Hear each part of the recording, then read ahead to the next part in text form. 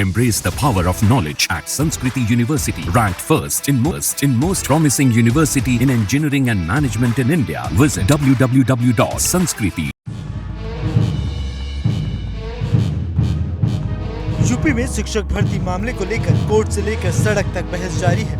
Allahabad high court की Lucknow bench के पिछले महीने के आदेश के बाद से लगातार इस मामले पर विवाद बढ़ता जा रहा है। लेकिन इसी बीच अब बहस छिड़ी हुई है कि क्या शिक्षकों की नौकरी पर कितना खतरा मंडरा रहा है।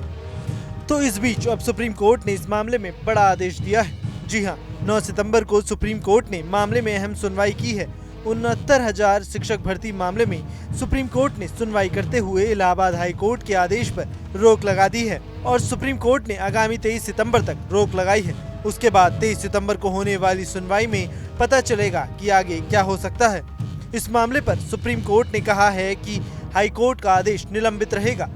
मामले की अब अगली सुनवाई 23 सितंबर को होगी। सीजीआई ने सभी पक्षकारों से कहा कि आप लिखित नोट दाखिल करें, इस पर भी फाइनल सुनवाई करेंगे।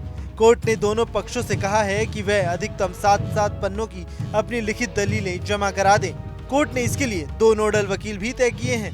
राज्य सरकार से भी जवाब दाखिल करने को कहा गया है। सुप्रीम कोर्ट ने राज्य सरकार और दोनों पक्षों से कहा कि लिखित दलीलें पेश करें। हाई कोर्ट के फैसले के अध्ययन के लिए वक्त चाहिए।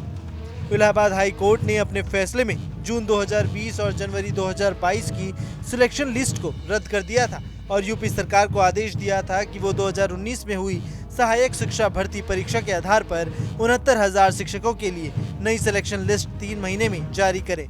हाई कोर्ट ने यह भी कहा था कि अगर कोई आरक्षित वर्ग को कैंडिडेट जनरल कैटेगरी के बराबर मेरिट हासिल कर लेता है तो उसका सिलेक्शन जनरल कैटेगरी में ही माना जाएगा। हाई कोर्ट के इस आदेश के चलते यूपी में बड़ी संख्या में नौकरी कर रहे शिक्षकों पर नौकरी खोने का खतरा मंडराने लगा था। इलाहाबाद हाई कोर्ट की लखनऊ बेंच ने पिछले महीने यूपी सरकार से 3 महीने के अंदर भर्ती की नई मेरिट लिस्ट जारी करने का आदेश दिया था। हाई कोर्ट ने सुनवाई के दौरान माना था कि 69,000 टीचर भर्ती मामले में आरक्षण का पूरा लाभ नहीं दिया जा सका। सोमवार को सीजीआई की बेंच के सामने याचिकाकर्ता शिवम की ओर से वरिष्ठ अधिवक्ता मुकुल रोहतागी पेश हुए थे। हाईकोर्ट ने यह भी कहा था कि अगर कोई आरक्षित वर्ग का कैंडिडेट जनरल कैटेगरी के बराबर मेरिट हासिल कर लेता है तो उसका सिलेक्शन जनरल कैटेगरी में ही माना जाएगा। अब देखना होगा कि 23 सितंबर की होने वाली सुनवाई में क्या कुछ खास निकल कर सामने आता है। Bureau report, news nation. Embrace the power of knowledge at Sanskriti University, ranked first in most promising university in engineering and management in India. Visit www.sanskriti. News nation अब व्हाट्सएप पर खबरों के ताजा अपडेट के लिए न्यूज नेशन के इस QR code को स्कैन करें।